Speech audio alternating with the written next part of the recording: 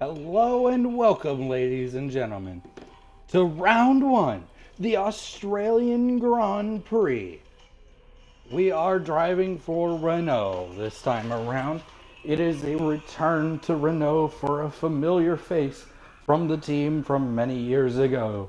He was involved in a gruesome accident in which he almost had his hand severed off. The only Polish born driver to win a race in Formula One, Robert Kubica, is back at Renault. This is, of course, a new career mode that I'm doing for those of you who were hoping for a second season of the Ferrari career mode, essentially what it became. I decided not to go along with it. I wanted more of a challenge. I really should have stuck with Haas through the first season. That's probably what I really needed to do, but that is not what I did. And instead, I chose to restart and give myself the challenge that I didn't give myself the first time around. We are rolling off with Renault this time around, and I'm putting the stipulation that the only way I'm going to change teams from Renault before the end of the season is if I get fired. Now, odds are the Polish-born driver, Robert Kubica, is not going to get fired. Let me tell you, this guy was a fantastic driver when he ran in Formula One. I would love to see him back one day. Even he has said he'd love to return to Formula One. The problem has been that the cars are too tight. They're too cramped for him. It's very hard for him to maneuver the car the way he needs to, and it's just not really right for him. But on F1 2016, with the create a driver feature, essentially for a career mode, Robert Kubica is back, and I'm thrilled about it. He was always my favorite. I was so disheartened to hear about him being involved in the rally accident that he was, and there was actually, I believe, there's rumored talks that because of the way the car is designed now and the way it handles, that he has a possibility of actually being able to drive the new 2017 F1 cars and be competitive in it. There were rumors of it. Now, whether those are true or not are yet to be seen. But if they are true, and he is maybe possibly making a return at some point, I would go absolutely ballistic. I love Kevin Magnussen as my new favorite driver in F1. Currently driving for Haas F1 in real life, which adds on to it the fact that I'm American. And I like Kevin because of his dad. His dad drives for Corvette Racing in the IMSA series, in the number 3 Corvette. And I'm a big Chevy guy. I always like the Corvette Racing. So seeing Jan's kid, Kevin, compete on the highest level of motorsports is absolutely fantastic. It's great to see. And I really want to make this car a competitive car. And I've really done what Robert Kubica probably could have done. And that's put the car where it doesn't belong. So many times throughout his career, he'd out-qualify, get into Q3 when the car was probably only capable of getting out of Q1. He'd get top 10s, score points when they should have been finishing 17th place or so. He was a wheelman throughout his career. And I only hope that I can live up to the reputation that is Robert Kubica's and use his character and use him to a standing to get this career mode into a place where I'm thrilled with leaving Renault for higher glory. And I might not leave Renault for 2 seasons. I kind of want to win a driver's championship before I leave. Maybe. We'll see.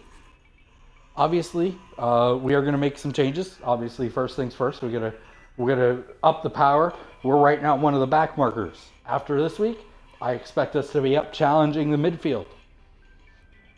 I do think we might be able to get drag in as well, depending on how we do in this race. But either way, ladies and gentlemen, without further ado, I've taken way too long on this opening. It's fine though. Without any further ado, round 1. Melbourne, Australia. Now.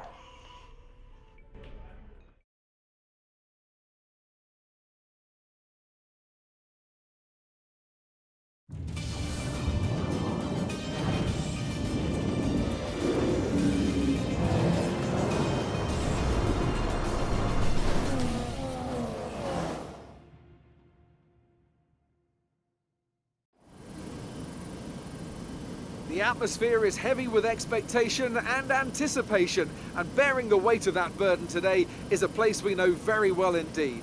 It's Albert Park. The story of the season begins here then with the Australian Grand Prix, and it's time for the first chapter to be written. We go racing today then in the state of Victoria, where the drivers have 16 corners and 3.3 miles to navigate at an average lap speed of around 120 miles an hour. The close proximity of the barriers makes accidents inevitable, and recent history shows us that a safety car is not at all out of the question.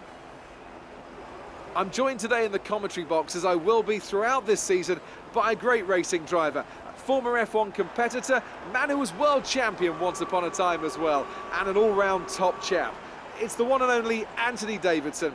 And tell me, here we are, first Grand Prix of the season, the first time racing these cars.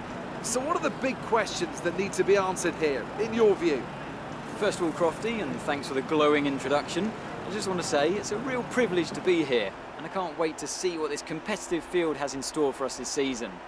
Now, to answer your question, obviously there's the question of performance in race trim, but really this is going to be all about reliability. It's the first Grand Prix of the season, don't forget. You're pushing all your new components to their limits. Formula One cars are full of very sophisticated but also very sensitive technology. So the most important thing today is to get to the end of the race, keep everything in good condition and try to stay out of trouble while you're at it. Excellent job yesterday. We qualified above expectations. Let's go out there and put in a performance.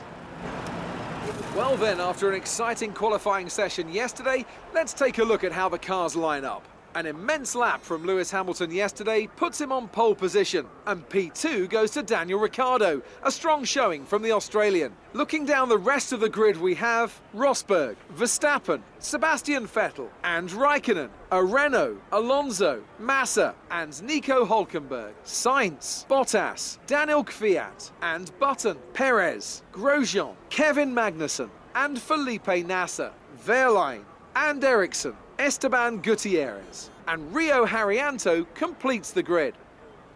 Now it's almost time to lights out, so let's go down to the track.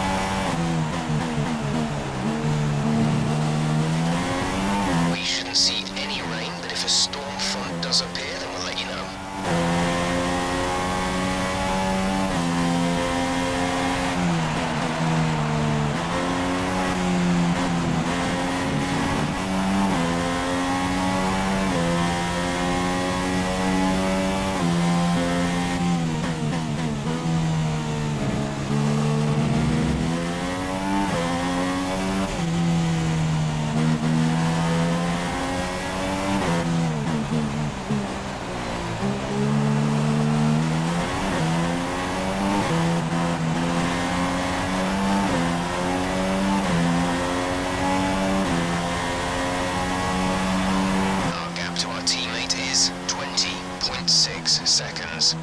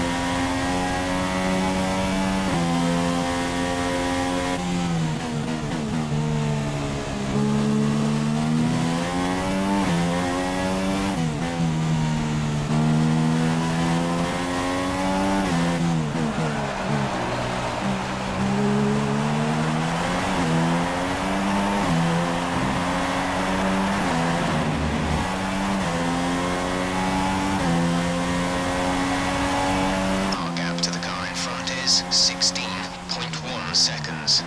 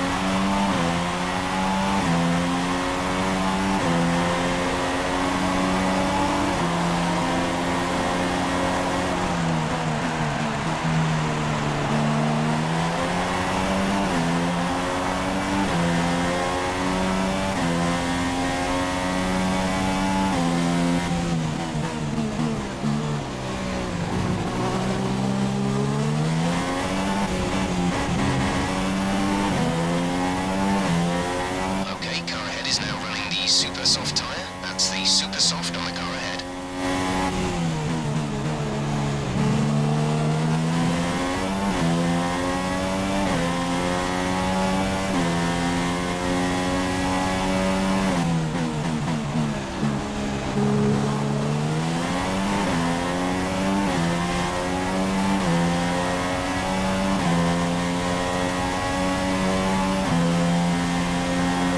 Okay, gap ahead is 9.6 seconds.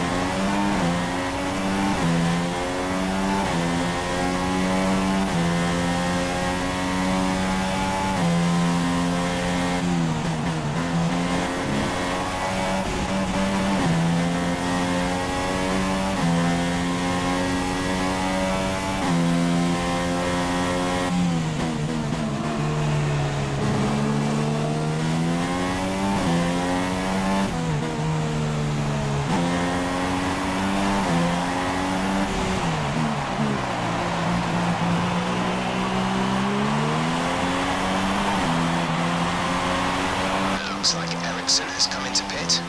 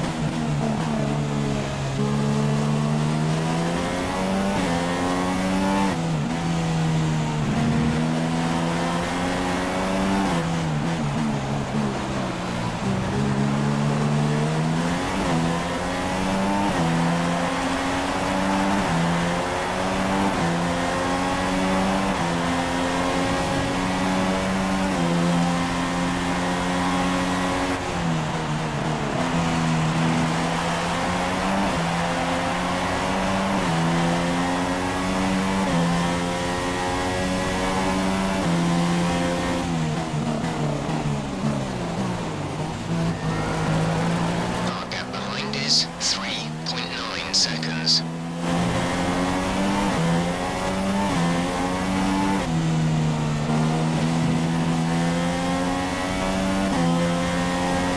The gap to the car ahead is 1.9 seconds.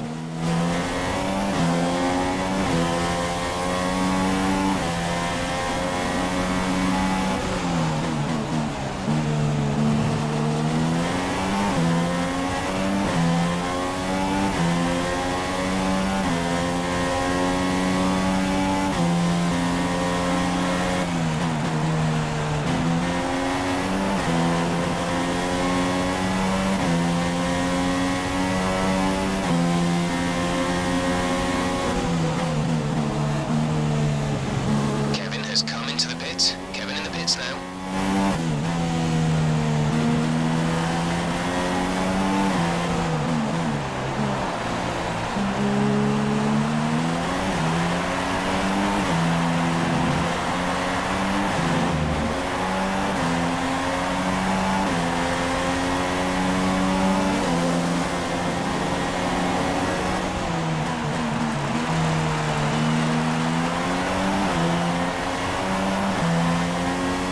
Conditions should remain dry.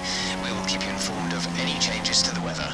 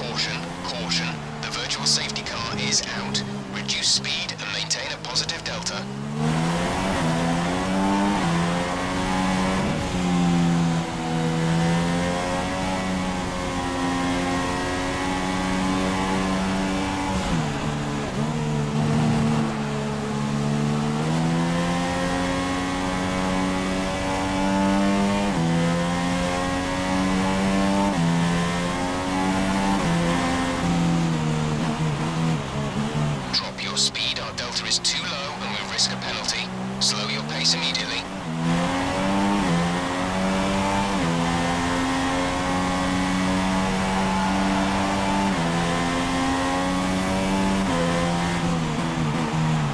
Virtual safety car is ending. Maintain your pace until the green flag. VSC ending. Wait for green.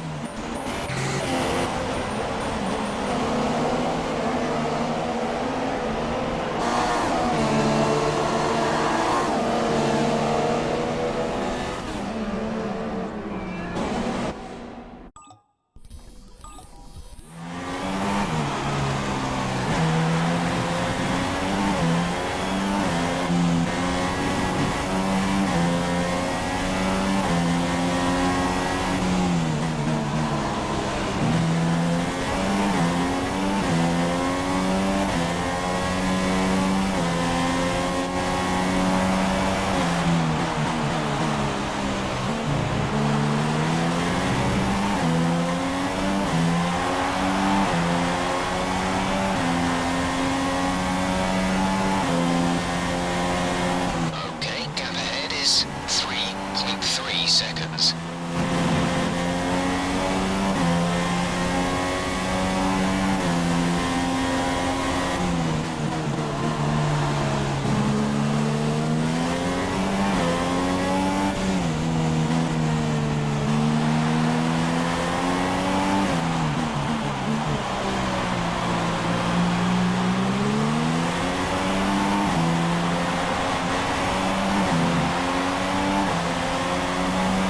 The car behind has boxed for the mediums. Car behind on the medium tyre. The gap to the leader is 25.7 seconds. So the gap to our teammate is 1.1 seconds.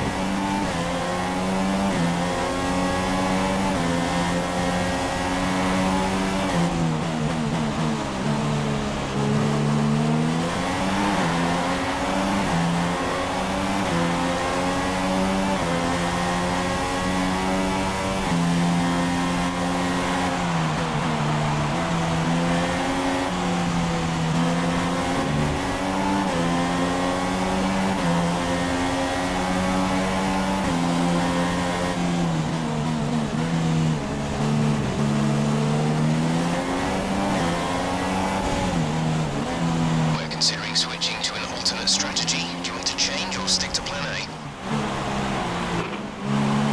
Copy.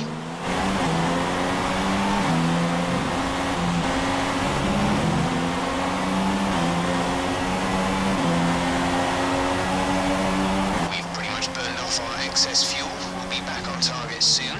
Don't wait too long to turn the engine down.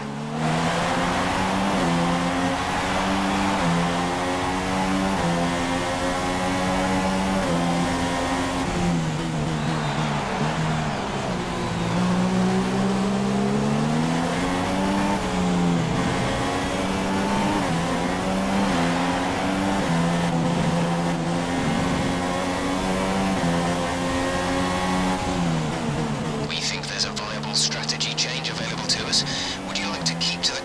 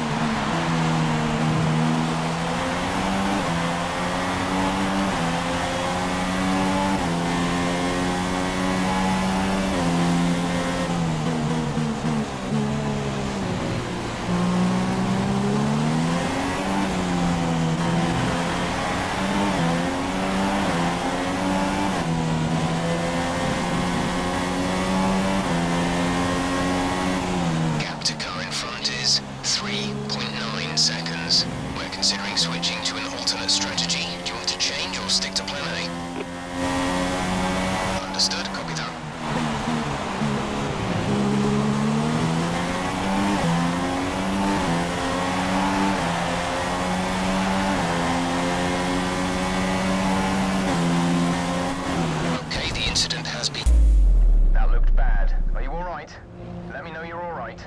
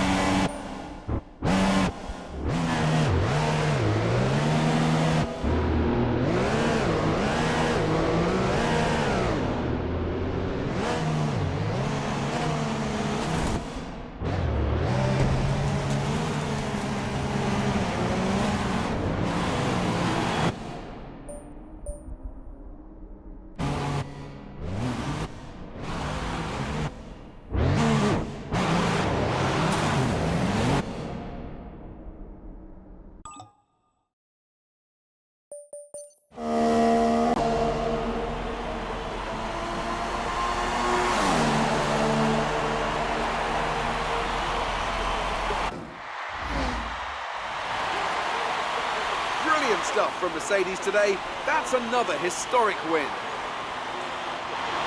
Anthony, what do you think made the difference here? Well, the safety car completely changed the race, didn't it? It's hard to say exactly what would have happened without it, but there's no question that they came out of that situation in a good position. So as I say that, we can see the drivers coming out now to collect their trophies. It's yet more silverware to take back to their base in Brackley after another excellent Grand Prix.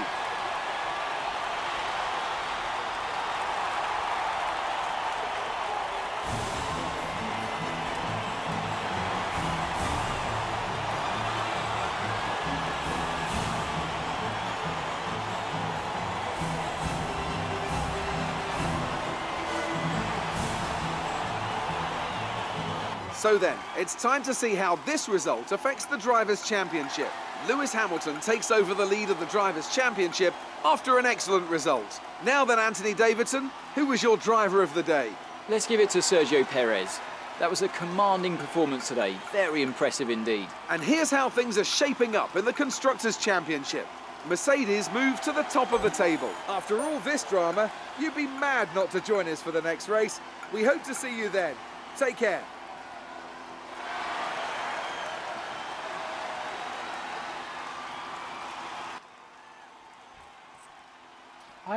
I'm stunned.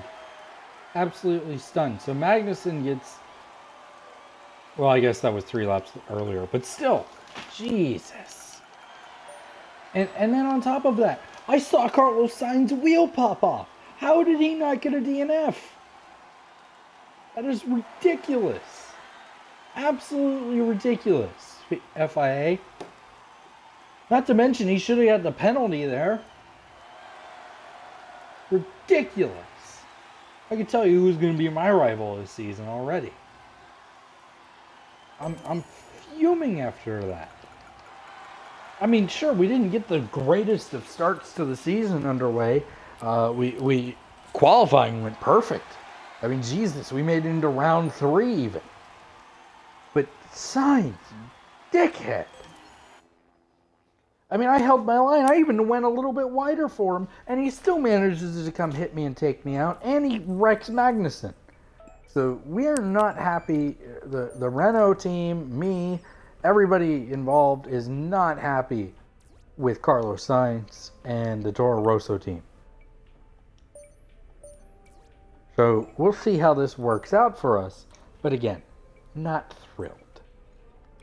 So either way, let's just advance to next weekend and try not to kill anybody.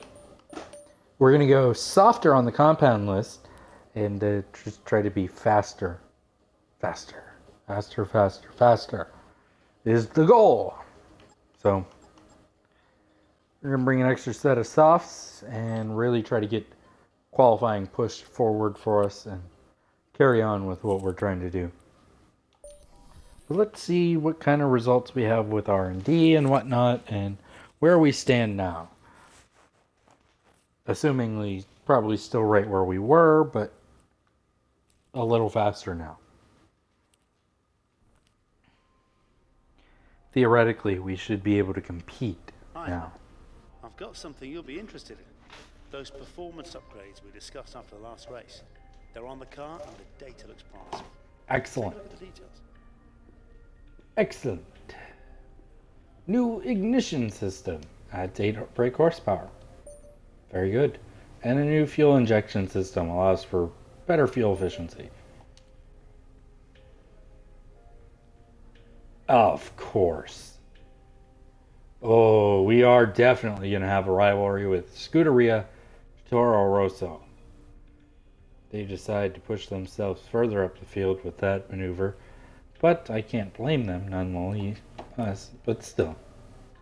We will, of course, be striving to add more engine power to this car, as I feel like we are massively underpowered. Our downforce is probably our best thing right now. We're just underpowered. So we're going to focus on our engine power and probably our drag. Those are probably going to be the two main things. Engine power comes first. That's our number one priority. I want to get that maxed out. I want to have this car maxed out on the engine power. So we'll see how this works out for us. But either way, ladies and gentlemen, thanks for joining us for round one. Not the way we wanted to end it, but we'll carry on. Thanks again, and I will see you next time for the Bahrain Grand Prix.